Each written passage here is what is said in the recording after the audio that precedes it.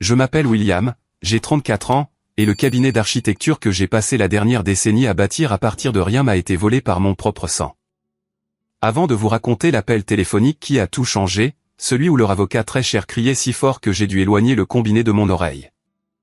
J'ai besoin que vous compreniez exactement ce qui s'est passé dans cette salle de conférence. Mais d'abord, laissez un commentaire ci-dessous et dites-moi d'où vous regardez. Cela m'aide à me sentir un peu moins seul dans ce gâchis. L'air dans la salle de conférence du Hartmann Design Studio était vicié, recyclé et imprégné du parfum cher.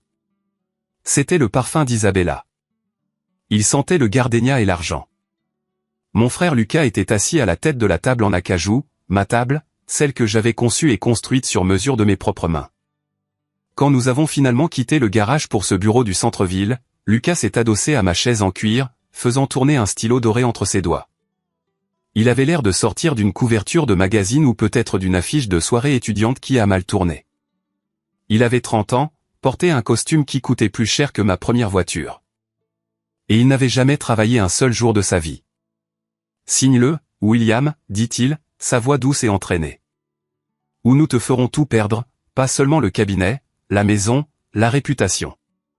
Nous ferons en sorte que tu ne dessines plus jamais un seul plan dans cet état. » Isabella, sa fiancée, se tenait près de la fenêtre, regardant la rue. Elle regardait le voiturier garer la toute nouvelle Porsche Panamera de Lucas, celle qu'il avait achetée avec la carte de crédit de l'entreprise que je n'avais pas annulée assez vite. Elle se tourna vers moi, son visage un masque d'indifférence ennuyée. « Ne sois pas difficile, Will, dit-elle. C'est juste des affaires de famille. » J'ai regardé la pile de documents devant moi. Le papier était épais, de qualité légale. Le texte était dense. Transfert de la majorité des parts. Renonciation à toute réclamation. Démission de William Hartmann en tant que PDG. C'était une condamnation à mort pour ma carrière. Mon avocate Sarah n'était pas là. Ils avaient parfaitement calculé leur coût. Sarah était en vol pour Tokyo pour des vacances de 2 semaines. Un voyage qu'elle préparait depuis 1 an. J'étais seul. Juste moi, mon frère, sa fiancée, un requin, et leur avocat, Victor Reyes. Victor était un petit homme avec un grand ego et un costume trop brillant. Il a tapoté un doigt manucuré sur la ligne de signature. Les conditions sont généreuses, monsieur Hartmann, compte tenu des allégations que nous sommes prêts à déposer. Des allégations. C'était leur levier. J'ai regardé Lucas. Tu vas vraiment faire ça après tout ce que j'ai fait pour toi? J'ai payé tes études. J'ai payé ton loyer. Je t'ai tiré d'affaire quand tu as été arrêté à Vegas. Lucas a arrêté de faire tourner le stylo. Ses yeux sont devenus froids. Tu me contrôlais, William. Tu as utilisé l'argent de maman pour me tenir en laisse. Tu me traitais comme un enfant. Tu agissais comme un enfant, ai-je dit doucement. Et maintenant, je suis le patron, a claqué Lucas. Il a frappé la table de sa main. Signe ces putains de papiers. J'ai senti une oppression dans ma poitrine, une sensation de brûlure qui n'était pas seulement de la colère. C'était du chagrin. Je regardais le petit frère que je portais autrefois sur mes épaules et je ne le reconnaissais pas. Il était parti, consumé par la cupidité et le poison qu'Isabella lui avait chuchoté à l'oreille. J'ai pris le stylo. Ma main n'a pas tremblé. Je m'attendais à ce qu'elle le fasse, mais elle était stable comme un roc. Si je signe ça, ai-je dit, regardant Victor dans les yeux. C'est tout. Je m'en vais. Plus de poursuites, plus de menaces contre ma licence, plus de tuyaux anonymes au conseil d'éthique. C'est l'accord, Victor a souri. Immunité totale en échange d'une reddition totale. J'ai regardé la ligne de signature. William J. Hartmann. J'ai pensé aux nuits tardives, au week-end passé à la table à dessin pendant que mes amis étaient au bar, à l'odeur de sueur de bois et de peinture fraîche, à la première fois que nous avons décroché le contrat Westfield. Ce cabinet n'était pas seulement une entreprise. C'était mon identité. C'était la seule chose qui me restait de l'héritage de notre mère. Du moins, c'est ce que je pensais. J'ai décapuchonné le stylo. L'encre a coulé, noire et permanente, sur la page. Grattement. Grattement. J'ai signé le transfert. J'ai signé la démission. J'ai signé l'accord de non-concurrence. Isabella a laissé échapper un petit souffle satisfait. Lucas a attrapé les papiers avant même que l'encre ne soit sèche, les parcourant comme s'il cherchait un numéro de loterie gagnant. C'est fait, ai-je dit. Je me suis levé. Je me sentais étrangement léger. Vide, mais léger. Laisse tes clés, dit Lucas, sans lever les yeux. Et l'ordinateur portable, propriété de l'entreprise. J'ai fouillé dans ma poche et j'ai sorti le porte-clés en laiton. La clé de la porte d'entrée, la clé du bureau, la clé du placard à fourniture où nous cachions le bon scotch pour célébrer les grandes victoires. Je les ai posées délicatement sur la table. Bonne chance, Lucas, ai-je dit. Tu vas en avoir besoin. Je n'ai pas besoin de chance, il a ricané. J'ai le talent. Tu n'étais que le gros œuvre, Will. Je suis le visionnaire. Je me suis dirigé vers la porte. Je n'ai pas regardé les récompenses encadrées au mur.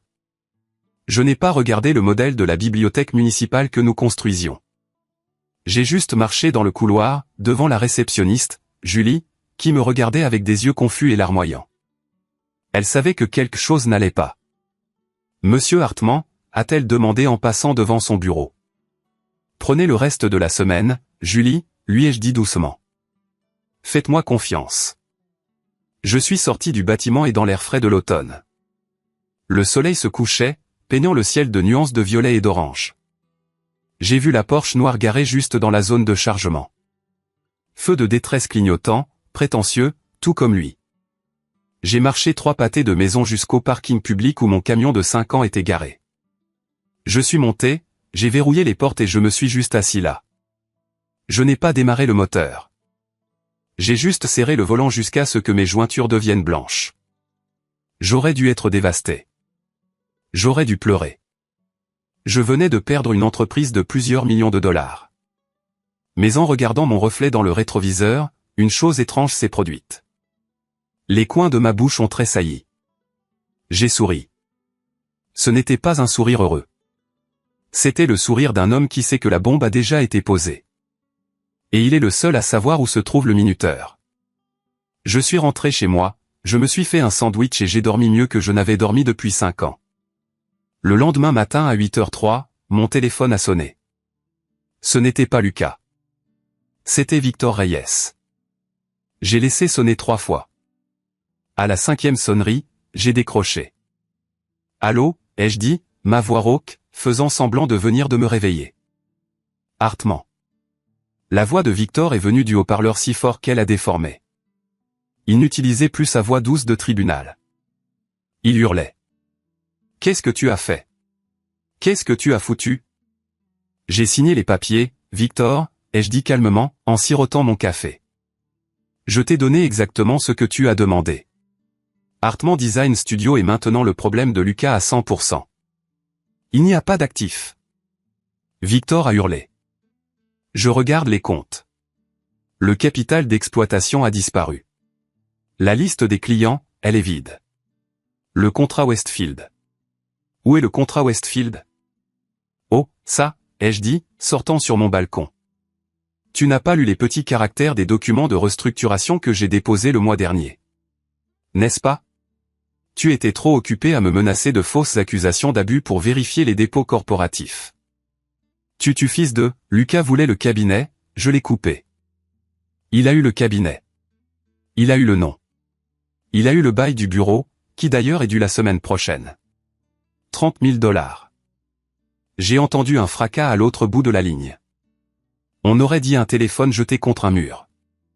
Mais pour comprendre comment j'ai réussi ça, comment j'ai trompé un avocat requin et mon frère sociopathe pour qu'ils volent une coquille vide sans valeur pendant que je m'en allais avec les millions, il faut remonter le temps. Il faut remonter au début. Au moment où j'ai réalisé que mon frère n'était pas seulement un raté, mais un monstre. Il faut remonter 5 ans en arrière, au jour où notre mère est décédée. Il y a 5 ans, la vie était différente. Plus dure mais plus simple. J'avais 29 ans. Lucas en avait 25. Notre père était décédé quand nous étions enfants. Une crise cardiaque à 42 ans. Laissant notre mère Éléanore nous élever seuls. C'était une sainte, une femme dure et pragmatique qui travaillait des doubles quarts en tant qu'infirmière pour nous nourrir. Elle a toujours eu un faible pour Lucas. Peut-être parce que c'était le dernier-né. Peut-être parce qu'il ressemblait tellement à papa. Quelle qu'en soit la raison, Lucas avait les nouvelles baskets. J'avais les vêtements d'occasion. Lucas avait le pardon. J'avais les leçons sur la responsabilité. La plupart du temps, je ne m'en souciais pas. Je l'aimais. Je voulais le protéger. J'étais le grand frère. C'était mon travail. J'ai créé Hartman Design Studio dans le garage détaché de notre mère. Ce n'était pas glamour. En été, c'était une étuve. En hiver, je devais porter des gants sans doigts pour dessiner parce que le radiateur soufflant faisait sauter le disjoncteur. Mais j'avais une vision. Je voulais construire des logements durables et abordables qui ne ressemblaient pas à des boîtes en béton. Lucas voulait être riche, pas réussir riche. Il y a une différence. Il a enchaîné les majeurs à l'université, accumulant des dettes que maman remboursait discrètement. Puis il a essayé d'être des traders, puis spéculateur immobilier. Chaque fois qu'il échouait, il rentrait avec un sourire et une triste histoire, et maman ouvrait son chéquier. Puis vint la nuit du gala de bienfaisance. Je venais de décrocher mon premier vrai contrat commercial, une petite rénovation pour une banque locale. J'ai acheté 2 billets pour le gala de la fondation de l'hôpital, pensant que ce serait une bonne occasion de réseautage. J'ai emmené maman. Elle était magnifique dans sa vieille robe bleue. Lucas est arrivé en retard, et il n'était pas seul. À ses côtés marchait une femme qui arrêtait le trafic. Cette robe rouge qu'elle portait semblait absorber toute la lumière de la pièce. Elle était magnifique, oui, mais il y avait quelque chose de tranchant chez elle. Ses yeux balayaient la pièce non pas avec curiosité, mais avec calcul, évaluant la valeur. William, maman, Lucas a souri, son bras autour de sa taille. C'est Isabella. C'est une mannequin et une consultante en article. Isabella a souri. Ça n'a pas atteint ses yeux. Lucas m'a tellement parlé de vous, Eleanor est l'architecte, a-t-elle dit, ma profession comme si c'était un passe-temps. Ce soir-là, je l'ai regardé travailler la pièce. Elle ne parlait à personne qui gagnait moins de 6 chiffres. Elle s'accrochait à Lucas, lui chuchotant à l'oreille, riant trop fort à ses blagues. Je l'ai vu l'éloigner quand un serveur est venu avec l'addition de leur boisson. Et j'ai vu Lucas fouiller maladroitement dans son portefeuille, qui était vide. Il m'a regardé. J'ai soupiré et j'ai posé ma carte. Isabella a regardé ma carte. Puis elle m'a regardé. Pendant une seconde, le masque est tombé. J'ai vu du mépris. Elle était agacée que la poule aux œufs d'or soit en fait le frère aux mains calleuses, pas le joli garçon en smoking de location. 6 mois plus tard, maman est tombée malade. Cancer du pancréas. C'était rapide et brutal. J'ai déménagé mon bureau dans la chambre d'hôpital. Je prenais des appels d'entrepreneurs tout en changeant les poches. Je dormais sur la chaise à côté de son lit. Lucas venait 2 fois par semaine. Il sentait le parfum, lui tenait la main pendant 10 minutes, se plaignait de la difficulté à trouver une place de parking, puis partait. Isabella n'est jamais venue. Elle déteste les hôpitaux, disait Lucas. Une nuit, environ une semaine avant la fin, maman s'est réveillée. Elle était lucide, ce qui était rare à ce moment-là. La morphine la tenait généralement endormie. William, a-t-elle murmuré. Sa main était si fine qu'on aurait dit tenir un oiseau. Je suis là, maman. La lettre, a-t-elle murmuré. Dans mon coffre-fort, l'enveloppe bleue. Ne l'ouvre pas avant d'en avoir besoin. En avoir besoin pourquoi? Avant d'avoir besoin de te sauver, a-t-elle dit. Ses yeux étaient intenses, concentrés. Lucas, il est faible. C'est mon cœur, mais il est faible. Elle va le dévorer vivant, et elle viendra pour toi, Isabella. Maman a hoché la tête. Une larme a coulé du coin de son œil. Protège la famille, William. Mais protège-toi d'abord. Promets-moi. Je te le promets, maman. Elle est décédée 3 jours plus tard. Les funérailles étaient un flou de costumes noirs et de gratins, mais la lecture du testament est gravée dans ma mémoire avec une clarté cristalline. Nous nous sommes réunis dans le bureau de Monsieur Patterson, l'avocat de la famille. C'était un vieil ami de papa. La pièce était sombre jusqu'à ce qu'Isabella entre. Elle ne faisait même pas partie de la famille, mais elle s'est assise juste à côté de Lucas, lui tenant la main comme si elle était la veuve éplorée. Monsieur Patterson s'est raclé la gorge. À mon fils, William, je laisse la maison familiale et le contenu du coffre-fort. Isabella a serré la main de Lucas. J'ai vu ses jointures blanchir. À mon fils, Lucas, Patterson a continué, je laisse la somme de 150 000 $ de ma police d'assurance vie. Lucas s'est redressé. Un sourire a commencé à se former. Cependant, Patterson a levé la main. Cet argent doit être placé dans une fiducie. Le fiduciaire sera William Hartman. Les fonds doivent être versés en allocation mensuelle sur une période de 5 ans. Si Lucas conteste ce testament, l'argent est reversé à une œuvre de bienfaisance. Le silence dans la pièce était assourdissant. Quoi? Lucas s'est levé. Elle ne peut pas faire ça. J'ai 30 ans. Je ne suis pas un enfant. C'était le souhait de votre mère, Lucas, Patterson a dit doucement. Elle voulait vous assurer une stabilité à long terme. C'est votre faute? Lucas s'est retourné vers moi, le visage rouge. Vous l'avez monté contre moi. Vous lui avez fait croire que je ne savais pas gérer l'argent. Lucas, assieds-toi, ai-je dit calmement. Maman était au courant des dettes de jeu. Elle était au courant des cartes de crédit. Tais-toi, a-t-il crié. Isabella s'est levée lentement. Elle n'a pas crié. Elle était bien plus dangereuse que ça.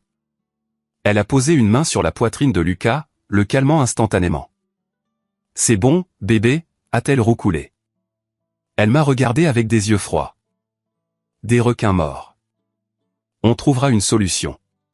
William est un homme raisonnable. Sa famille. Il ne laissera pas son petit frère mourir de faim. N'est-ce pas? Ce regard. Ce n'était pas une question. C'était une déclaration de guerre. Alors que nous nous dirigions vers le parking, j'ai essayé de parler à Lucas. Luc, écoute. La fiducie est pour ton propre bien. Je ferai en sorte que tu aies assez pour le loyer, pour les courses. Nous pouvons investir le reste. Lucas s'est éloigné de moi. Il est monté dans la voiture d'Isabella, une berline modeste à l'époque. Alors qu'elle démarrait le moteur, elle a baissé la vitre. L'héritage est une chose délicate, William, a-t-elle dit. Il révèle qui sont vraiment les gens. Elle avait raison. Je ne savais juste pas qu'elle parlait d'elle-même. Au cours de l'année suivante, je me suis concentré sur le cabinet. J'ai enfoui mon chagrin dans le travail. Nous avons remporté l'appel d'offres pour la bibliothèque municipale. Nous avons embauché 3 nouveaux architectes. Hartman Design Studio devenait un acteur majeur dans l'État. J'ai acheté une belle maison, j'ai mis de l'argent de côté pour ma retraite et j'ai eu l'impression de construire enfin la vie que je voulais.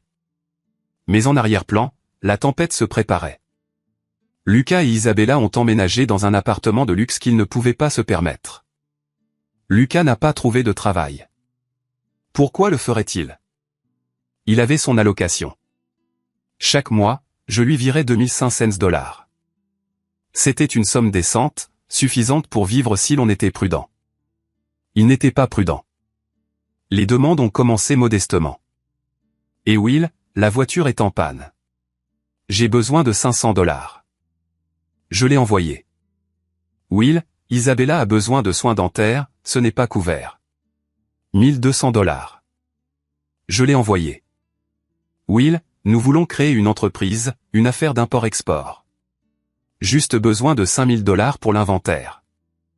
C'était la première fois que je disais non. Je ne peux pas faire ça, Luc, lui ai-je dit au téléphone. La fiducie a des règles strictes, et mon argent personnel n'est pas un distributeur automatique. Tu es égoïste, il a craché. Tu es assis sur une mine d'or avec cette entreprise, et tu ne veux pas aider ton propre frère à commencer une carrière. Fais un plan d'affaires, ai-je dit. Montre-moi les chiffres, ensuite nous parlerons. Il a raccroché, silence, pendant 2 semaines. Je pensais peut-être qu'il était vraiment en train d'écrire un plan d'affaires. J'étais naïf. Puis vint l'appel téléphonique qui faillit me briser. C'était 2 heures du matin un mardi. Will. La voix de Lucas était rauque. Brisée. Il sanglotait. Luc, qu'est-ce qui ne va pas? Je me suis assis dans mon lit, le cœur battant. J'ai tout gâché, Will. J'ai vraiment tout gâché. Il hyperventilait. J'ai recommencé. Pilule. Coque. Je ne peux pas arrêter. Je vais mourir, Will. J'ai besoin d'aide. Mon sang s'est glacé. Dépendance à la drogue. Cela expliquait les sautes d'humeur, les problèmes d'argent.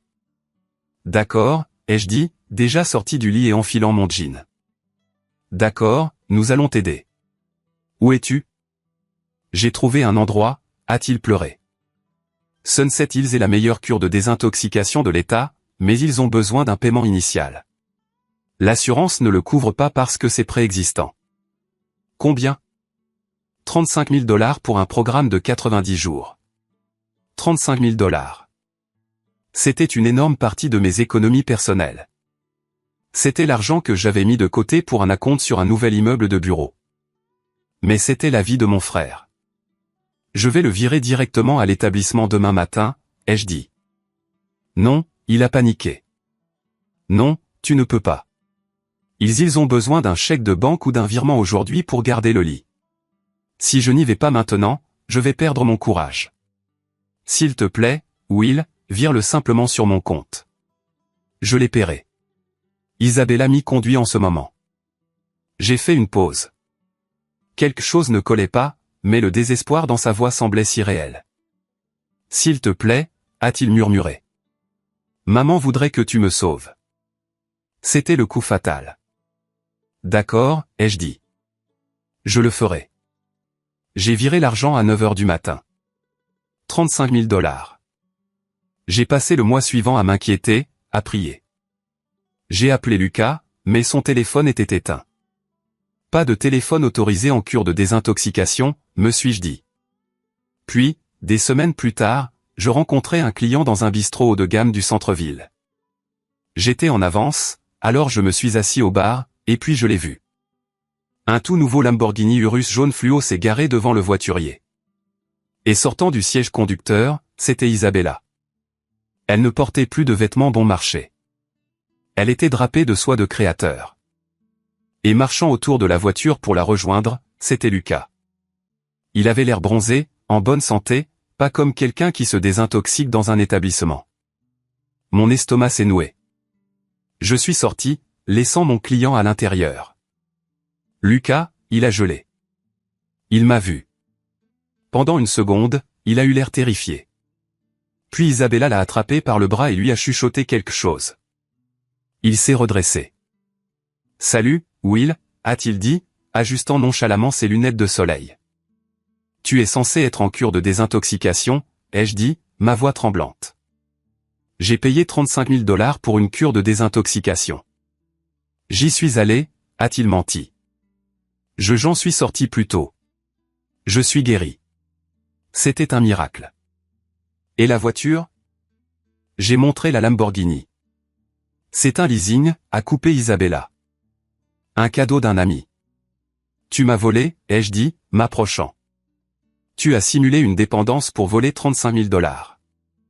C'était mon argent de toute façon. Lucas a crié, faisant se retourner les passants sur le trottoir. C'est mon héritage. Tu le thésaurises juste. Je l'ai regardé, je l'ai vraiment regardé, et j'ai réalisé que maman avait raison. Il n'était pas seulement faible. Il était pourri. C'est la dernière somme que tu auras de ma part, ai-je dit. Ne m'appelle pas. Ne viens pas au bureau. Tu es coupé. Je me suis retourné et je suis parti. Mais j'avais tort. Ce n'était pas la dernière somme car il n'avait pas fini de prendre. Couper les ponts avec un narcissique, c'est comme essayer d'éteindre un feu avec de l'essence. Ça ne les arrête pas. Ça les fait juste exploser. La semaine après l'incident de la Lamborghini, les choses ont commencé à devenir bizarres au bureau. D'abord, ce fut le service informatique. Mon administrateur CISA, Dave, est entré dans mon bureau l'air inquiet. Quelqu'un a essayé d'accéder au compte de paie à distance, a dit Dave. En utilisant vos identifiants. D'où? L'adresse IP remonte à un complexe de condos de luxe à Cherry Creek. l'appartement d'Isabella et Lucas. Changez tout. J'ai ordonné une authentification à 2 facteurs pour tout. Mot de passe, code bancaire, portail des fournisseurs. Verrouillez tout. Puis les rumeurs ont commencé. J'avais des clients qui m'appelaient pour me poser des questions embarrassantes. William, est-ce que tout va bien avec la liquidité du cabinet? Margaret Chin, la PDG de Westfield et ma plus grande cliente, m'a demandé pendant le déjeuner. Nous sommes plus forts que jamais, Margaret. Pourquoi? Elle a hésité. J'ai reçu un email anonyme.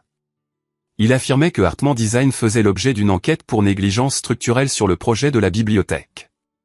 Il disait que vous coupiez les coins ronds pour rembourser des dettes de jeu. Mon sang a bouilli. C'est un mensonge. Un mensonge malveillant et passible de poursuite. Je vous crois, Margaret a dit, touchant mon bras. Mais vous savez comment sont les conseils d'administration. Ils deviennent nerveux.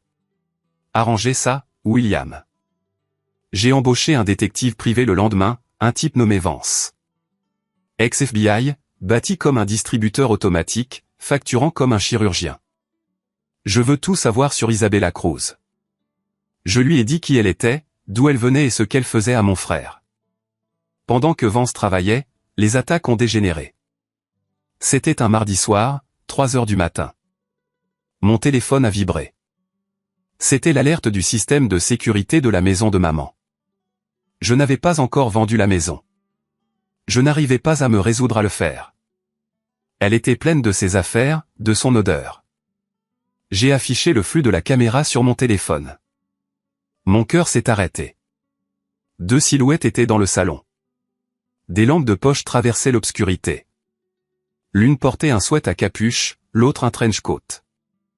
Mais je les connaissais. Je connaissais la façon de marcher de Lucas, une sorte de traînement paresseux. Et je connaissais la silhouette d'Isabella. Il saccageait l'endroit. J'ai regardé sur le petit écran Lucas arracher des tableaux du mur. Des tableaux que notre grand-mère avait peints. Il les a jetés par terre quand il a réalisé qu'il ne s'agissait pas de maîtres précieux. Où est-ce? J'ai entendu la voix d'Isabella sur le flux audio. Tu as dit qu'elle avait de l'argent. Du vrai sterling. C'est dans le buffet, Lucas a grogné. J'ai regardé mon frère, le garçon à qui j'avais appris à faire du vélo, briser la serrure du buffet antique de maman. Il a commencé à pelleter l'argenterie dans un sac de sport. Les fourchettes que nous utilisions pour Thanksgiving. La cuillère de service que maman utilisait pour sa salade de pommes de terre. Je l'ai, dit-il. Puis il s'est arrêté. Il a regardé droit vers la caméra installée dans le coin. Il a baissé son masque. Il a souri d'un air narquois. Elle m'aimait plus de toute façon, dit-il à la caméra. Prenez l'argent. C'est mon héritage. Mon doigt a plané sur le bouton d'appeler la police de l'application. Je pouvais envoyer les flics là-bas tout de suite, cambriolage et vol qualifié. Ils seraient arrêtés en 10 minutes. Mais j'ai alors pensé au cabinet, au scandale, le frère d'un architecte éminent arrêté pour avoir volé la maison de sa mère décédée. Les titres détruiraient la réputation que j'essayais de sauver auprès du conseil de Westfield. Et il y avait autre chose, un pressentiment, un murmure de la lettre de maman. Attends d'en avoir besoin. Je n'ai pas appelé la police. Au lieu de cela, j'ai appuyé sur télécharger. J'ai enregistré la vidéo sur un serveur cloud sécurisé. Continuez à creuser, ai-je murmuré à l'écran. Creusez votre tombe un peu plus profond. 2 jours plus tard, la poursuite a atterri sur mon bureau. Lucas Hartman contre William Hartman. Il me poursuivait pour dissoudre la fiducie. Il me poursuivait pour manquement à l'obligation fiduciaire. Il prétendait que je gérais mal son argent, que j'étais émotionnellement violent. Et c'était le coup de grâce, que j'avais contraint notre mère à signer le testament alors qu'elle était sous l'influence de stupéfiants. Il ne s'intéressait plus seulement à l'argent. Il s'attaquait à mon intégrité. Ils essayaient de réécrire l'histoire pour faire de moi le méchant. J'ai appelé Sarah, mon avocate. C'est grave, Will, a-t-elle dit, feuilletant le dossier. Ils ont un affidavit d'une infirmière ici. Maria Gonzalez. Qui? C'était une infirmière en soins palliatifs. Elle affirme vous avoir entendu menacer votre mère la nuit précédant la signature du testament. Je me suis penché en arrière, stupéfait. C'est un mensonge. Je n'ai jamais attendu, Maria, l'infirmière de nuit. Je l'ai renvoyée 2 jours avant la mort de maman parce que je l'avais surprise en train de dormir au travail. Eh bien, elle est leur témoin vedette maintenant, Sarah a dit d'un air sombre. Et si cela va en procès, ça va traîner pendant des années. Vos biens seront gelés. Les comptes du cabinet pourraient être gelés en attendant un audit. Le projet Westfield, vous le perdrez. Alors, qu'est-ce qu'ils veulent? Un règlement, Sarah a dit. Ils veulent que la fiducie soit dissoute. Ils veulent une somme forfaitaire de 500 000 $. Et ils veulent 20% des bénéfices futurs du cabinet. Jamais, ai-je dit. Si vous ne réglez pas, ils vous détruiront dans la presse, Will. Même si nous gagnons au tribunal, l'entreprise sera morte. Je suis rentré chez moi cette nuit-là, me sentant comme un animal acculé. J'ai versé un whisky et je me suis assis dans l'obscurité. Puis ma sonnette a retenti. C'était Vance, l'enquêteur privé. Il tenait une épaisse enveloppe manille. Vous allez vouloir vous asseoir pour ça, monsieur Hartman, dit-il. Il jeta l'enveloppe sur la table basse. Des photos en sont tombées. Son nom n'est pas Isabella Cruz, Vance a dit, c'est Elena Voronova. Elle a été mariée 3 fois. Une fois à Miami, une fois à Londres, une fois à Dubaï. J'ai pris une photo. C'était Isabella, 5 ans plus jeune, accrochée au bras d'un homme plus âgé. Qu'est-il arrivé au mari, ai-je demandé. Le premier a fait faillite. Le second s'est suicidé après avoir perdu son entreprise. Le troisième est actuellement en prison pour détournement de fonds. Il affirme qu'elle l'a piégé. C'est une veuve noire, ai-je murmuré. C'est une professionnelle, Vance a corrigé. Et elle ne s'intéresse pas seulement aux fonds fiduciaires, William. Elle veut tout. J'ai trouvé des emails. Elle a parlé à un promoteur immobilier à Chicago. Elle essaie de leur vendre la liste de clients de Hartman Design. Elle prévend votre entreprise avant même de la posséder. Mes mains tremblaient. Pas de peur cette fois, mais de rage. Elle va détruire tout ce que maman a construit. Tout ce que j'ai construit. Elle le fera, Vance a dit, à moins que vous ne l'arrêtiez. J'ai regardé les photos. Puis j'ai regardé le coffre-fort mural où je gardais l'enveloppe bleue de maman. Ne l'ouvre pas avant d'en avoir besoin. Je me suis dirigé vers le coffre-fort. J'ai composé le code, l'anniversaire de maman. La porte s'est ouverte en cliquant. J'ai sorti l'enveloppe bleue. Elle sentait la lavande, son parfum préféré. Je l'ai déchirée. Il y avait une seule feuille de papier écrite de sa main tremblante et mourante, et une clé USB. Mon très cher William, si tu lis ceci, cela signifie que Lucas n'a pas changé. Cela signifie que mon espoir était faux et que ta peur était juste. Je savais pour les prêts qu'il avait contractés en mon nom. Je savais pour les chèques falsifiés. Je l'ai couvert parce que je l'aimais trop pour le laisser aller en prison. C'était mon péché. Et je suis désolé de t'avoir laissé en payer le prix. Mais j'ai aussi fait mes devoirs. J'ai engagé un homme, Monsieur Torres, avant de tomber malade. Sur cette clé, tu trouveras des enregistrements. Lucas m'a avoué qu'il avait volé le fonds de pension de ton père il y a des années. Il me l'a avoué en face, William, et je l'ai enregistré. J'ai aussi la preuve qu'Isabella, ou peu importe comment elle s'appelle, accédait à mes comptes bancaires avant ma mort. J'ai laissé faire pour pouvoir suivre les adresses IP. Elle est dangereuse. Ne la combats pas avec honneur. Elle ne connaît pas l'honneur. Protège-toi d'abord. Le sauver signifie le laisser tomber. Parfois, la seule façon de sauver un homme qui se noie et qui vous combat est de le laisser couler et de ne le retirer que lorsqu'il cesse de se débattre. Fais ce que tu dois. Je t'aime, maman. Je suis resté assis là longtemps. Les larmes coulaient sur mon visage. Elle savait, elle avait joué aux échecs en mourant d'un cancer juste pour me donner une arme d'outre-tombe. J'ai essuyé mes yeux. J'ai regardé la clé USB. J'ai pris mon téléphone et j'ai appelé Sarah. Ne va pas encore à Tokyo, ai-je dit. Nous avons du travail à faire. Quel genre de travail, a-t-elle demandé, entendant le changement dans ma voix. Nous allons restructurer, ai-je dit froidement. Nous allons leur donner exactement ce qu'ils veulent, et nous allons nous assurer qu'il s'en étouffe. Les 72 heures suivantes furent un tourbillon de caféine, de déchiqueteuses de papier et d'intenses manœuvres juridiques. J'ai convoqué une réunion d'urgence avec Sarah et Marcus, mon directeur financier. Marcus était un homme discret, grand-père de 4 enfants, qui aimait les feuilles de calcul Excel plus que les gens. Quand j'ai expliqué le plan, il n'a pas scié. Il s'est juste craqué les doigts et a dit « Allons cuisiner ». L'objectif, leur ai-je dit, en dessinant sur le tableau blanc, est une reddition stratégique. Nous devons faire passer le cabinet pour le prix tout en le transformant secrètement en bombe. Première étape, le jeu de Bonneto. Hartman Design Studio LLC était la cible. C'était l'entité que Lucas poursuivait en justice. Nous avons donc enregistré une nouvelle société, Rocky Mountain Architecture Partners, RMAPAP. Nous déplaçons les actifs, Sarah a instruit. Les actifs physiques, ordinateurs, serveurs, les traceurs coûteux, nous les vendons à RMAPAP pour un prix symbolique. La dépréciation légitime le permet. Et les contrats, ai-je demandé. La bibliothèque Westfield. C'est le joyau de la couronne. Le contrat contient une clause, Marcus a souligné, tapotant son écran. Clause 14b, disposition clé. Si William Hartman n'est plus l'architecte principal, le client a le droit de résilier le contrat immédiatement. Parfait, ai-je dit. Je rédigerai une lettre de résiliation de ma part, effective au moment de ma démission. Ensuite, RMAPAP proposera un nouveau contrat à Westfield le lendemain. J'ai déjà parlé à Margaret Chin. Elle est de la partie. Elle déteste Lucas. Deuxième étape, la pilule empoisonnée. Nous devons charger l'ancienne LLC de dettes, Sarah a dit, des dettes légitimes.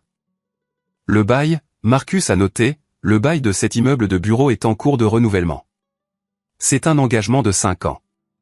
Une garantie personnelle est requise à moins que le signataire ne soit l'actionnaire majoritaire. Donc, si Lucas signe en tant que propriétaire majoritaire, j'ai souri. Il absorbe la responsabilité. Exactement. De plus, il y a les paiements fournisseurs en souffrance, environ 80 000 $ le mois prochain, et les indemnités de départ pour le personnel que nous licencions, qui sera immédiatement réembauché par RMAPAP. Nous avons construit un cheval de Troie. De l'extérieur, Hartman Design Studio ressemblait à une entreprise florissante d'1 million de $. À l'intérieur, c'était une coquille vide remplie de dettes, de contrats rompus et de poursuites imminentes. Troisième étape, les biens personnels. Je ne pouvais pas risquer ma maison ou mes économies personnelles. Fiducie irrévocable, Sarah a dit. Nous déplaçons votre maison, votre voiture et vos comptes d'investissement dans une fiducie gérée par un tiers. Vous perdez le contrôle direct, mais ils deviennent intouchables en cas de poursuite. Nous pouvons la dissoudre plus tard une fois que la menace est écartée. C'était risqué. Si je ratais une seule signature, je pouvais tout perdre. Mais j'avais la voix de maman dans ma tête. Ne te bats pas avec honneur. J'ai passé la dernière nuit dans mon bureau à emballer des cartons. J'ai pris les photos de Lucas et moi enfant. J'ai pris le premier dollar que j'ai jamais gagné. J'ai pris la lettre de maman. J'ai laissé tout le reste. Les chaises ergonomiques coûteuses, les imprimantes 3D, les prix, qu'ils et les meubles. Je prenais le talent. À 6 heures du matin, le jour de la réunion, je me tenais sur le balcon, regardant la ligne d'horizon de Denver. Le soleil frappait les rocheuses, les teignant de rose et d'or. Je ressentais un calme étrange. Je n'étais plus la victime. J'étais l'architecte et je venais de concevoir une prison pour mon frère. Mon téléphone a vibré. Un message de Lucas. Sois là à 9 heures précises. Ne sois pas en retard. Ou nous publierons la déclaration de l'infirmière à la presse. J'ai tapé en réponse. Je serai là. J'ai enfilé mon costume. Pas mon meilleur costume. Je voulais avoir l'air fatigué, vaincu. J'ai sauté le rasage. J'ai laissé mes épaules s'affaisser. Je me suis regardé dans le miroir. L'heure du spectacle, William. Je suis allé au bureau, j'ai garé mon camion et je suis entré. L'équipe, ma vraie équipe, était déjà partie. Ils avaient débarrassé leurs affaires personnelles la veille. Le bureau semblait fantomatique. Je suis entré dans la salle de conférence. Lucas et Isabella étaient déjà là, se pavanant. Victor Reyes arrangeait ses papiers. Tu as une sale gueule, grand frère. Lucas a ri. Finissons, ai-je marmonné, m'effondrant sur la chaise. Il était temps de déclencher le piège. La tension dans la pièce était palpable, prête à se rompre. Victor Reyes a poussé la pile de documents vers moi. Comme discuté, dit-il, sa voix onctueuse de fausse sympathie. Vous transférez 51% de vos actions à Lucas Hartmann. En échange, Lucas retire la plainte concernant le fonds fiduciaire et l'infirmière. Je demande, dis-je, regardant mes mains. L'affidavit a brûlé, dit Isabella. Elle se limait les ongles. Une fois l'encre sèche, Maria Gonzalez disparaît. Personne ne saura que vous avez abusé de votre mère mourante. J'ai serré la mâchoire. Il m'a fallu toute la force de ma maîtrise de soi pour ne pas tendre la main et effacer ce sourire narquois de son visage. Montrer plutôt que dire « me suis-je rappelé ». Montrez-leur l'homme brisé. Il y a encore une chose, dit Lucas. J'ai levé les yeux. Quoi? Je veux que la clause de non-concurrence soit étendue, dit-il, se penchant en avant. 5 ans. Tu ne peux pas pratiquer l'architecture au Colorado pendant 5 ans. Lucas, c'est ma subsistance, ai-je dit, laissant ma voix se briser. Je ne peux pas déménager. Ma vie est ici. Pas mon problème, il a haussé les épaules. Tu peux faire des burgers, ou peut-être tu peux me demander un emploi. J'aurai peut-être besoin d'un concierge. Isabella a ri. Un son tintant cruel. Et nous voulons des honoraires de consultation, a-t-elle ajouté. Pour le stress que tu nous as causé, 200 000 $ de tes économies personnelles. Je n'ai pas ce genre de liquidité, ai-je menti. Vends le camion, a-t-elle dit. Vends ta montre. Débrouille-toi. J'ai regardé la chaise vide de Sarah. J'aurais souhaité qu'elle soit là pour voir ça, pour voir la cupidité dans sa forme la plus pure. Bien, ai-je murmuré. Ajoutez-le à l'accord. Les yeux de Victor Reyes se sont illuminés. Il a rapidement griffonné un addendum sur la dernière page. Initialisé ici et ici. J'ai pris le stylo. C'était le moment, le point de non-retour. J'ai hésité. J'ai laissé ma main planer au-dessus du papier. Tu as peur? Lucas a raillé. Rappelle-toi, Will, le communiqué de presse est déjà rédigé. Architecte local accusé de maltraitance envers les personnes âgées. Il sera publié à midi si tu ne signes pas. Je l'ai regardé. J'ai essayé de trouver une trace du frère que j'aimais. L'enfant qui pleurait quand son poisson rouge est mort. L'adolescent qui me défendait quand les brutes m'appelaient un télo. Il n'était pas là. Il n'y avait qu'un homme creux dans un costume fantaisie. J'ai signé William J. Hartmann. J'ai signé le transfert d'actions. J'ai signé la démission. J'ai signé l'addendum leur promettant 200 000 $ que je ne paierai jamais. À chaque signature, je sentais une chaîne se briser. Il pensait me lier, mais il me libérait. Fini, ai-je dit, en refermant le capuchon du stylo. Lucas a arraché les papiers. Il les a tenus comme un trophée. Enfin, a-t-il soufflé. C'est à moi. C'est enfin à moi. Félicitations, monsieur le PDG, dit Isabella, l'embrassant sur la joue. Elle m'a regardé. Vous pouvez y aller maintenant. Nous avons de la redécoration à faire. Ce bureau est trop rustique. Je me suis levé. Les clés sont sur la table. Je me suis tourné pour partir. Et, Will, Lucas m'a appelé. Je me suis arrêté à la porte. N'attends pas d'invitation au mariage, dit-il. Nous ne voulons que des gens qui ont réussi. Je n'ai pas répondu. Je suis simplement sorti. Alors que les portes de l'ascenseur se refermaient, j'ai sorti mon téléphone. J'ai composé le numéro de Sarah. C'est fait, ai-je dit. Ils ont tout signé. Ont-ils lu l'annexe concernant la prise en charge de la dette, a-t-elle demandé. Non. Ils ont à peine regardé les pages. Bien, Sarah a dit. Je dépose les papiers auprès du secrétaire d'État en ce moment même. À partir de cet instant, Lucas est le propriétaire légal de toutes les responsabilités de Hartmann Design Studio, et j'envoie l'avis de résiliation à Westfield. Fais-le, ai-je dit. Je suis allé à mon camion. Je ne me sentais plus triste. Je me sentais dangereusement exalté. Cette nuit-là, je n'ai pas fêté. Je ne suis pas sorti. Je suis rentré chez moi, j'ai éteint toutes les lumières et je me suis assis sur mon balcon, regardant les lumières de la ville. Je savais ce qui se passait de l'autre côté de la ville. Lucas et Isabella faisaient probablement sauter le champagne. Ils cherchaient probablement des manoirs sur Zillow. Ils appelaient probablement leurs amis pour se vanter de m'avoir finalement vaincu. Ils n'avaient aucune idée que le compte à rebours touchait à zéro. Le lendemain matin, le soleil s'est levé, éclatant et clair. C'était une journée parfaite au Colorado. J'ai fait du café, du bon café, un mélange éthiopien. Je me suis assis sur mes meubles de patio, pieds nus. À 8h du matin, la journée de travail a commencé. À 8h01 du matin, Margaret Chin a envoyé un email à l'adresse officielle de Hartman Design Studio, que Lucas contrôlait maintenant. Objet, résiliation de contrat, projet bibliothèque Westfield. Cher Monsieur Hartman Lucas, conformément à la clause 14b faisant référence au départ de l'architecte principal William Hartman. Westfield Développement exerce son droit de résilier notre accord avec effet immédiat. Veuillez cesser tout travail. Nous exigerons un remboursement de la compte initiale de $150 000. C'était le premier domino. À 8h15 du matin, le système automatisé du propriétaire a envoyé une notification. Rappel de loyer, $32 000 dû dans les 48 heures. Veuillez noter que la garantie personnelle est maintenant attachée à l'actionnaire majoritaire, Lucas Hartman. Deuxième domino à 8h30 du matin. La société de paie a envoyé une alerte. Fonds insuffisants.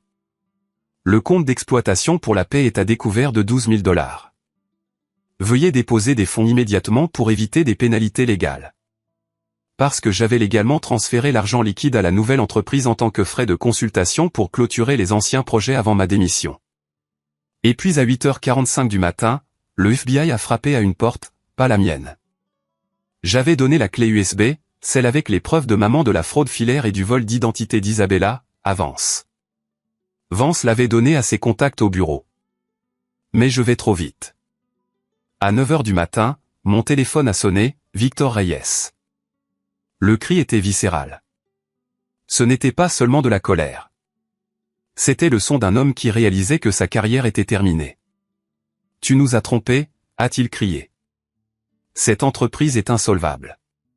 Ce n'est rien d'autre que de la dette. Je ne t'ai pas trompé, Victor, ai-je dit calmement. J'ai fourni une documentation complète.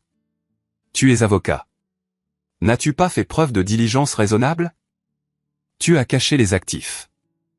J'ai vendu les actifs à un tiers à la juste valeur marchande pour payer les coûts opérationnels en souffrance. J'ai récité le script que Sarah avait écrit. Tout est dans le grand livre. Le client a annulé, a-t-il hurlé. Westfield a annulé. Eh bien, ils m'ont embauché, ai-je dit. Pas le cabinet. Ils voulaient un architecte, pas un escroc. Je vais vous poursuivre en justice. Avec quel argent, ai-je demandé. Lucas n'a pas d'argent. Le cabinet n'a pas d'argent. Et vous, Victor, venez de conseiller à votre client de signer un document assumant $400 000 de responsabilités immédiates. Je pense que vous devriez vous inquiéter d'une action en responsabilité professionnelle. J'ai raccroché. 5 minutes plus tard, Lucas a appelé. J'ai hésité à répondre, mais j'avais besoin de l'entendre. J'avais besoin d'une clôture. Will. Sa voix n'était pas en colère. Elle était petite, terrifiée, comme quand nous étions enfants et qu'il avait cassé le vase préféré de maman. Will, le FBI est là. Ils arrêtent Isabella. J'ai siroté mon café. Je sais. Ils prennent la Porsche. Ils gèlent tout. Eh bien, ils posent des questions sur l'argent. Sur la maison de maman. Je leur ai donné la vidéo, Lucas, ai-je dit doucement. Silence. Un silence lourd et suffocant. Tu m'as dénoncé. Non, tu t'es dénoncé toi-même quand tu as regardé cette caméra et ri de notre mère décédée. Will, s'il te plaît, tu dois m'aider. Il parle de prison. Prison fédérale. Je ne peux pas aller en prison. Je suis ton frère. Tu étais mon frère, ai-je dit, maintenant tu n'es qu'une leçon que j'ai dû apprendre. Will, ne raccroche pas Will, s'il te plaît. Je suis désolé.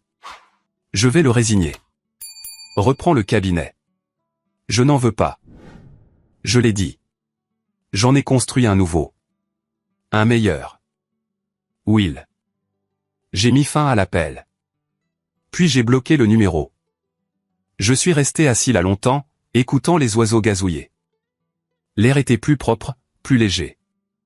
C'était fini. La censure était partie. La menace était neutralisée. Mais l'histoire ne s'est pas arrêtée là. Parce que la justice dans le monde réel ne consiste pas seulement à gagner. Il s'agit de ce que vous construisez à partir des cendres. Et ce qui s'est passé ensuite, le procès, la condamnation, et le moment étrange et calme au cimetière un an plus tard. C'est la partie qui m'a appris ce que le pardon signifie vraiment. 3 mois se sont écoulés entre le matin où Victor Reyes a hurlé dans mon téléphone et le jour où je suis finalement entré au tribunal fédéral du centre-ville. Ces 3 mois ont été une leçon magistrale de chaos contrôlé. Tandis que Lucas et Isabella se noyaient dans le tsunami légal et financier que j'avais déchaîné, je construisais tranquillement quelque chose de réel. Rocky Mountain Architecture Partners n'était pas seulement un nouveau nom. C'était une nouvelle philosophie. Nous nous sommes installés dans un entrepôt réaffecté dans le quartier des Arts. Briques apparentes, au plafond, beaucoup de lumière naturelle, pas de table en acajou, pas de prétention, juste des architectes faisant le travail que nous aimions. Nous avons réembauché toute l'équipe. Julie, ma réceptionniste, a pleuré quand je lui ai remis le nouveau contrat avec une augmentation de 5%. Margaret Chin et Westfield nous ont soutenus, non seulement par loyauté, mais parce qu'ils connaissaient la qualité de notre travail. Nous avons commencé les travaux sur le projet de la bibliothèque 2 semaines après l'effondrement de l'ancien cabinet. Mais tandis que ma vie professionnelle s'envolait, l'ombre du procès planait sur tout. L'acte d'accusation fédérale était un document lourd, fraude par virement, vol d'identité, abus envers les personnes âgées, complot en vue de commettre un larcin. Le FBI ne plaisantait pas car Isabella avait franchi les frontières de l'État avec des fonds volés et utilisé Internet pour commettre ses crimes. Les fédéraux avaient compétence. Je me souviens avoir monté les marches de granit du palais de justice. L'air était vif, ce ciel bleu spécifique du Colorado au-dessus qui rend tout net et en haute définition. Sarah marchait à côté de moi, ses talons claquant rythmiquement sur la pierre. « Vous êtes prêt pour ça ?» a-t-elle demandé, ajustant sa mallette. « Vous n'avez pas besoin de rester pour toute la procédure, William. Vous pouvez donner votre témoignage et partir. »« Je dois le voir, » ai-je dit. « Je dois voir la fin de l'histoire. » La salle d'audience était glaciale. Elle sentait le cirage et le vieux bois. Je me suis assis au dernier rang. Quand l'huissier a annoncé les accusés, j'ai retenu mon souffle. Isabella a été amenée la première. Elle avait l'air diminuée. Les vêtements de marque avaient disparu, remplacés par une combinaison standard. Ses cheveux, habituellement une cascade de perfection brillante, étaient tirés en un chignon désordonné. Mais ses yeux étaient les mêmes. Froid, calculateur, balayant la pièce à la recherche d'une sortie qui n'existait pas. Puis vint Lucas. Le voir m'a brisé le cœur à nouveau. Il avait perdu du poids. Il avait l'air gris, tremblant légèrement en s'asseyant à la table de la défense. Il ne ressemblait plus à l'homme arrogant qui avait exigé que je lui cède mon héritage. Il ressemblait à un enfant effrayé qui s'était fait prendre à jouer avec des allumettes, pour réaliser qu'il avait incendié tout le quartier. Le procès a duré 2 semaines. J'ai témoigné le 3e jour. Monsieur Hartman, a demandé le procureur. Pouvez-vous expliquer au jury pourquoi vous avez cédé votre entreprise à votre frère? Je l'ai cédé parce que je n'avais pas le choix, ai-je dit, regardant directement le jury. Et parce que je savais que c'était le seul moyen de les empêcher de me saigner à blanc. Je ne pouvais plus le sauver de lui-même. Je devais le laisser avoir exactement ce qu'il voulait pour lui montrer. C'était sans valeur sans le travail derrière. L'avocat de la défense d'Isabella a tenté de me présenter comme le méchant. Le grand frère manipulateur qui a orchestré la situation pour les piéger. Mais les preuves étaient accablantes. La vidéo du cambriolage, les virements bancaires, la fausse facture de cure de désintoxication. Mais la vraie bombe, celle qui a brisé le peu d'affection qui me restait pour mon frère, n'est tombée qu'au moment de la condamnation. Lucas avait conclu un accord de plaidoyer en échange d'une peine réduite. il a accepté de témoigner contre Isabella concernant l'étendue complète de ses stratagèmes. J'étais assis au premier rang ce jour-là. Lucas a pris la barre. Il ne me regardait pas. Monsieur Hartmann, a dit le procureur, vous avez déclaré dans votre déposition que Madame Voronova, que vous connaissiez sous le nom d'Isabella Cruz, a influencé vos décisions concernant les soins de votre mère. Pouvez-vous élaborer? Lucas a avalé difficilement. Il a regardé Isabella. Elle le fixait. Un regard de pur venin. Elle m'a dit que l'héritage était le seul moyen pour nous d'être heureux, Lucas a marmonné. Parlez plus fort, s'il vous plaît. Elle a dit que nous avions besoin de l'argent maintenant, Lucas a dit, sa voix tremblante. Elle a dit que maman prenait trop de temps. Un halètement a traversé la salle d'audience. J'ai senti le sang se vider de mon visage. Dans la nuit du 14 février, a poursuivi le procureur, consultant un dossier. Votre mère a fait un épisode cardiaque, un événement mineur qui a précédé sa mort de 2 mois. Vous étiez à la maison, n'est-ce pas? Oui, Lucas a murmuré. Et qu'avez-vous fait? J'ai voulu appeler le 911, a dit Lucas, des larmes commençant à couler sur son visage. J'ai pris le téléphone, mais Isabella, elle était là. Elle a posé sa main sur mon bras. Mes mains ont serré le banc en bois devant moi si fort que j'ai cru qu'il allait se fendre. Qu'a-t-elle dit, Lucas? Elle a dit, Lucas a sangloté. Elle a dit, attends juste 10 minutes. Si c'est son heure, c'est son heure.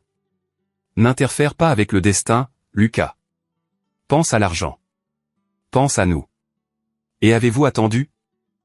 J'ai attendu, Lucas a pleuré. J'ai attendu 15 minutes avant d'appeler. Les médecins ont dit, ils ont dit que les dommages à son muscle cardiaque dus au retard l'avaient affaibli. C'est pourquoi elle n'a pas pu combattre le cancer à la fin. C'est pourquoi elle est morte si vite. Je ne pouvais plus respirer. La pièce tournait. Ce n'était pas seulement de la cupidité. Ce n'était pas seulement du vol. Il l'avait tuée. Peut-être pas légalement un meurtre. Il est difficile de prouver un négatif.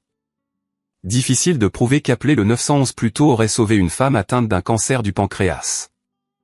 Mais moralement, il l'avait laissé souffrir. Il l'avait regardé se serrer la poitrine et halter. Et ils avaient regardé une horloge, comptant les minutes jusqu'à ce qu'il puisse mettre la main sur son argent. Et mon frère, mon propre frère, était resté là et avait laissé faire. Je me suis levé. Je ne pouvais pas écouter un mot de plus. Sarah m'a attrapé le bras. William, où vas-tu? J'en ai fini, ai-je dit, ma voix sonnant creuse à mes propres oreilles. J'en ai fini avec lui pour toujours. Je suis sorti de la salle d'audience dans le couloir lumineux. Je n'ai pas pleuré. Je crois que j'étais au-delà des larmes. J'ai ressenti une clarté froide et dure s'installer dans ma poitrine, comme du béton prenant dans des fondations. Isabella a été condamnée à 12 ans de prison fédérale. Le juge l'a qualifiée de prédatrice de la plus haute catégorie. Lucas a eu 4 ans. L'accord de plaidoyer l'a sauvé d'une décennie derrière les barreaux, mais il ne l'a pas sauvé de la vérité. Le juge a ordonné une cure de désintoxication obligatoire et une restitution. Bien que tout le monde sache qu'il ne pourrait jamais rembourser ce qu'il avait volé. Alors que les huissiers l'emmenaient menotter, il m'a finalement regardé. Il m'a regardé avec ses yeux implorants et humides, murmurant le mot « pardon ». Je n'ai rien murmuré en retour. Je n'ai pas hoché la tête. Je n'ai pas secoué la tête. J'ai juste tourné le dos et suis sorti par les doubles portes parce que maman avait raison. Se protéger est la plus haute forme d'amour. Et parfois, le pardon ne consiste pas à laisser quelqu'un revenir. Il s'agit de laisser tomber la colère pour ne plus avoir à la porter.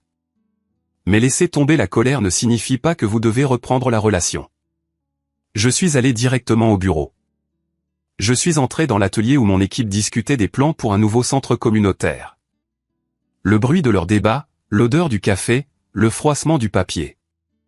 C'était la chose la plus belle que j'ai jamais entendue. Et, Will, Marcus a appelé. Nous sommes bloqués sur l'entrée. Est-ce que nous optons pour le porte-à-faux ou l'arche?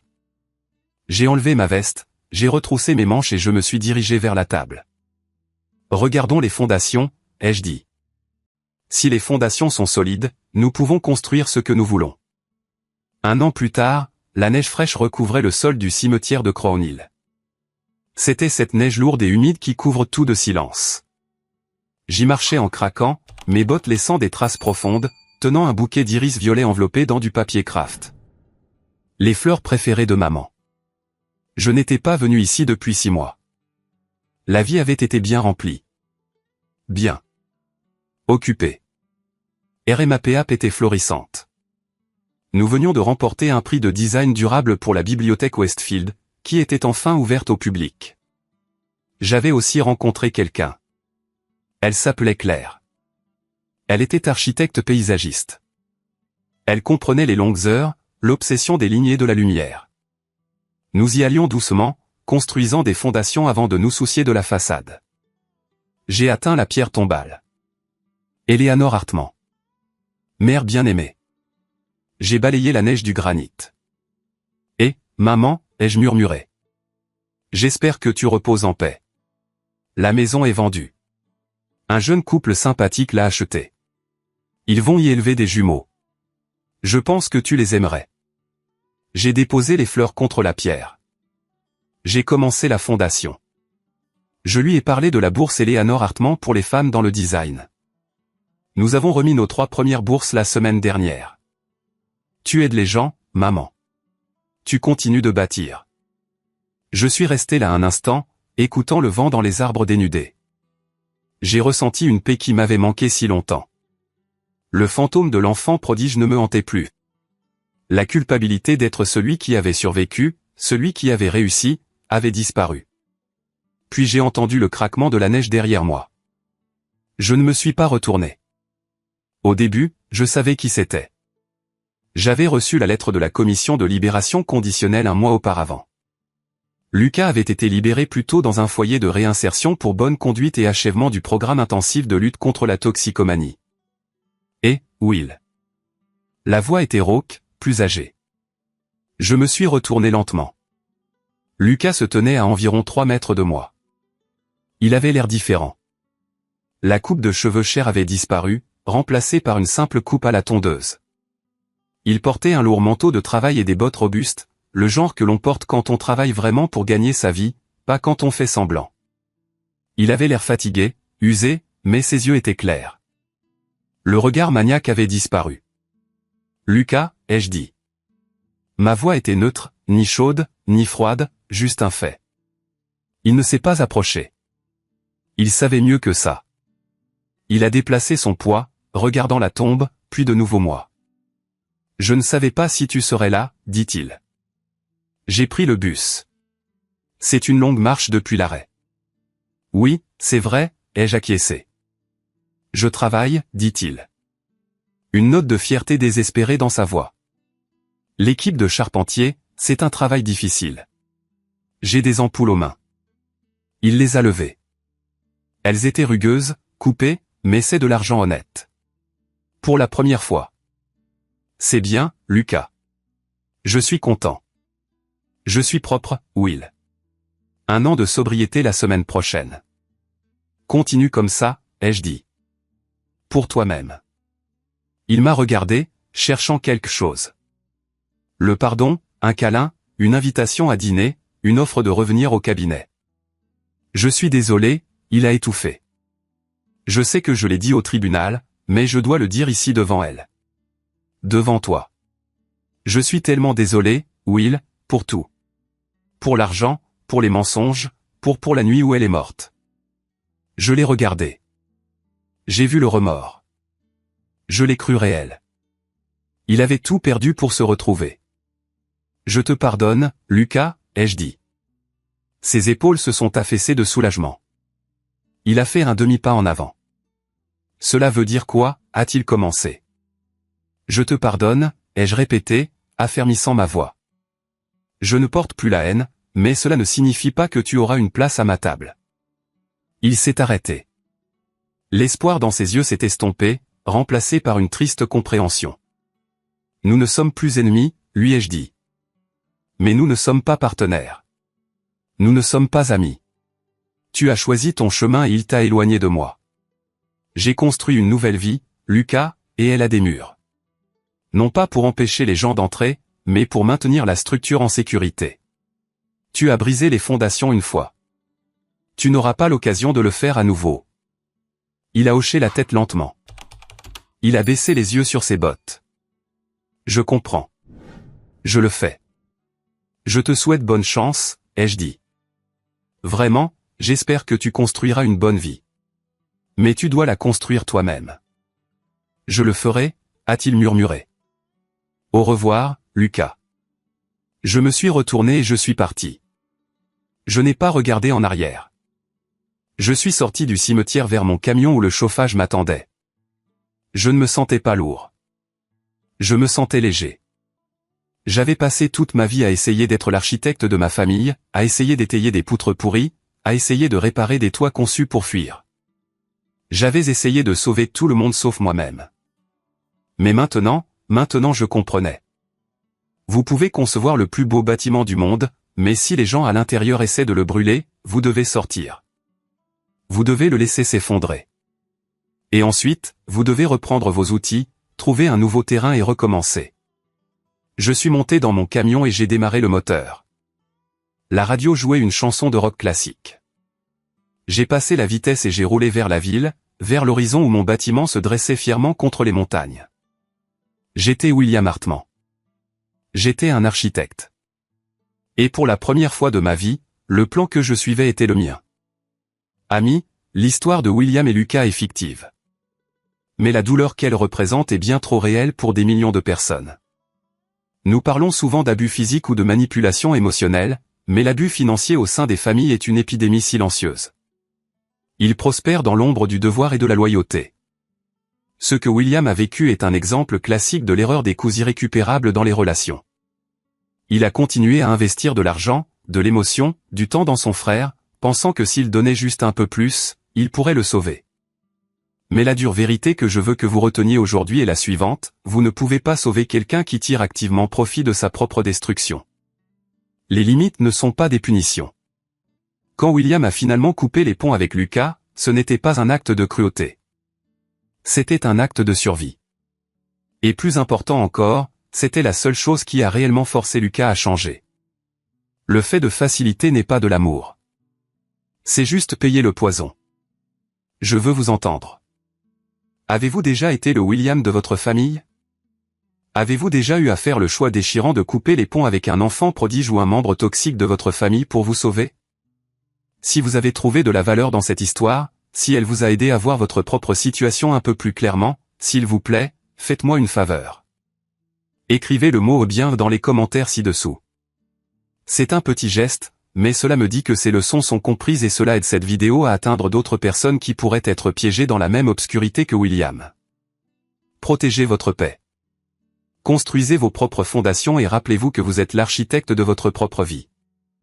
Personne d'autre ne tient le stylo. Merci d'avoir regardé et je vous verrai dans la prochaine. El acento chileno. No sé qué opine ella del acento chileno. Yo me acuerdo siempre. Ah, dice que sí. Yo digo que el acento chileno a mí me quedó como. O sea, uno se vuelve familiar con él por 31 minutos. Sí, sí, es verdad. Pero muchos dicen, ¿sabes? Que muchos no creen que es chileno el programa y dicen que es mexicano. ¿Cómo va a ser? ¿Cómo va a ser mexicano? ¿Te gustan las Me canciones de gusta 31 más el minutos? español. Pero dices español porque el Oye, chileno qué, habla en qué español despectiva. o el español de España. No la voy a dejar que entre aquí el equipo, ¿eh? Si sigue así con esa... Yo nunca he sido racista con su acento, ¿eh? No, pues porque es que es muy raro, sería muy raro ser racista con...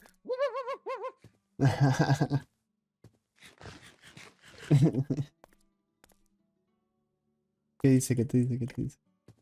Está escribiendo su top de acentos, a ver cuáles van a ser. Top de acento. El colombiano va a ser primero. Dice, primero español de España, segundo colombiano, tercero argentino. Español de España. ¿Qué? Español de España, tío, macho. No, Hostias, chaval. ¿Qué es lo que está pasando? No, Abduzcan. qué asco. O sea, en las películas es un asco.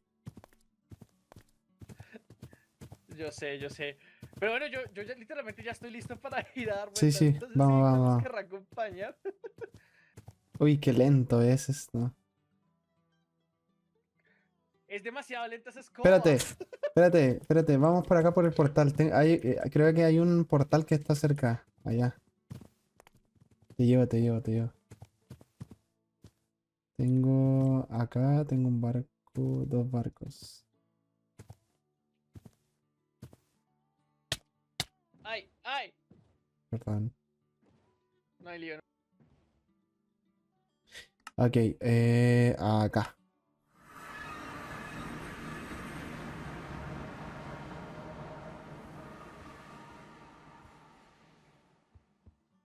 A ver, Asa dice que lo que pasa es que casi nunca ha convivido con chilenos. Entonces que por eso no les ha. No les es tan familiar. Mm, Y claro, yo no había estado por acá. Muy bien. ok, es para acá, 1000 metros. Pero yo soy chileno, pero no hablo como chileno. O sea, porque siento que la gente no me va a entender. Entonces trato de hablar neutral. Es que tu escoba da como pesadez o algo así. Es que es, no sé, muy lenta. Esta es muy lenta, la otra era muy rápida. Para no pasarte me Quédate. toca fue quitar eso. No, Para arriba. no puedo subir.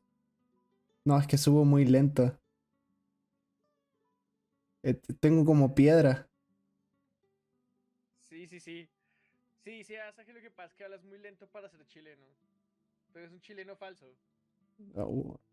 ¿Quién dijo eso? ¿Ella o tú? No, Asa dice que hablas muy lento para ser chileno. Cas. ¿Qué? Voy a empezar, mira, voy a empezar a hablar como chileno ya desde ahora acá en adelante, ¿ok? Es que me da vergüenza a veces, de verdad. Automáticamente dejamos de entenderle. Aquí todo derecho, ¿eh? Derecho, derecho, derecho. 900 metros. Hágale, ahí Igual vamos. creo que me puedes pasar, yo creo. No, no, no te preocupes, mi indicador es no pasarte. Ah, ok, ok. Así que así nomás pasa. Te voy a empezar a hablar como chileno para que, pues, para que, no sé, para que, ni idea, weón. No sé, Eso, que hables más rápido, dice. no sé qué chucha. Oye, No, pues una mansión, gracias por... mansión.